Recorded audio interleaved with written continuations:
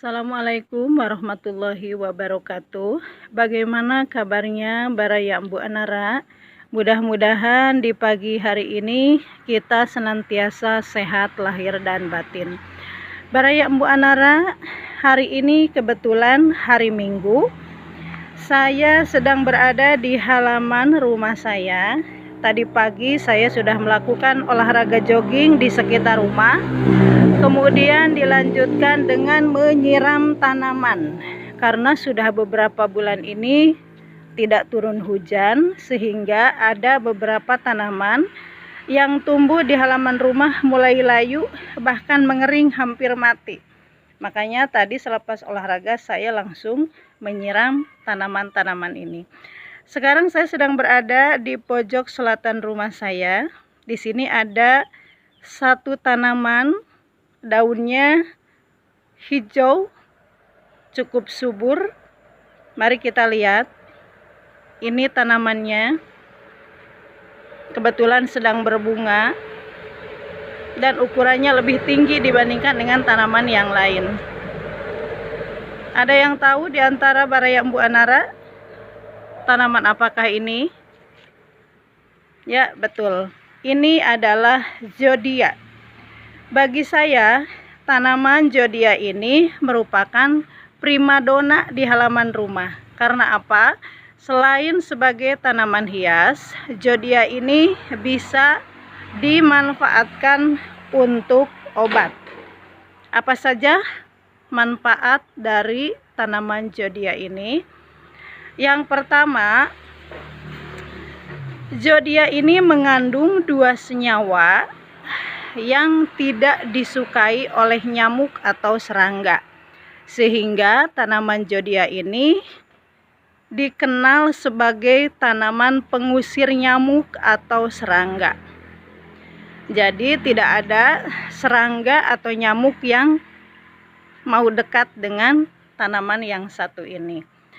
Kemudian manfaat yang lainnya, daun zodia ini bisa digunakan sebagai obat gatal-gatal.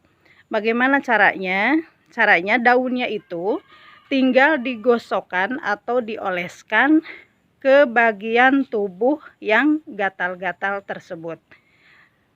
Tunggu sampai gatal-gatal itu mereda.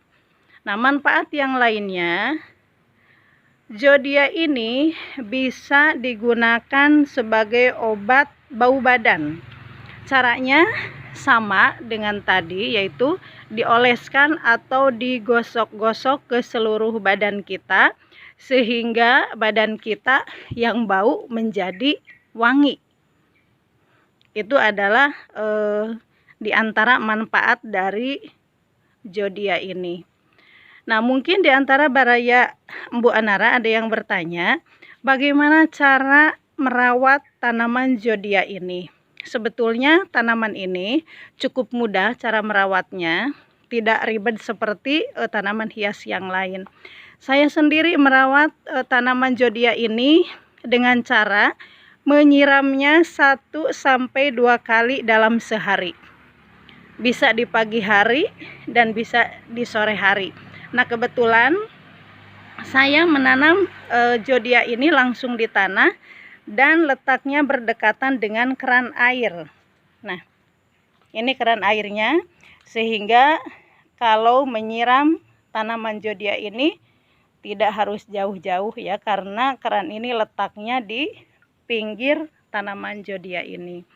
Kemudian yang kedua, kita bisa memupuknya dan memberi anti hama sebulan sekali ya, supaya tanaman ini tetap subur.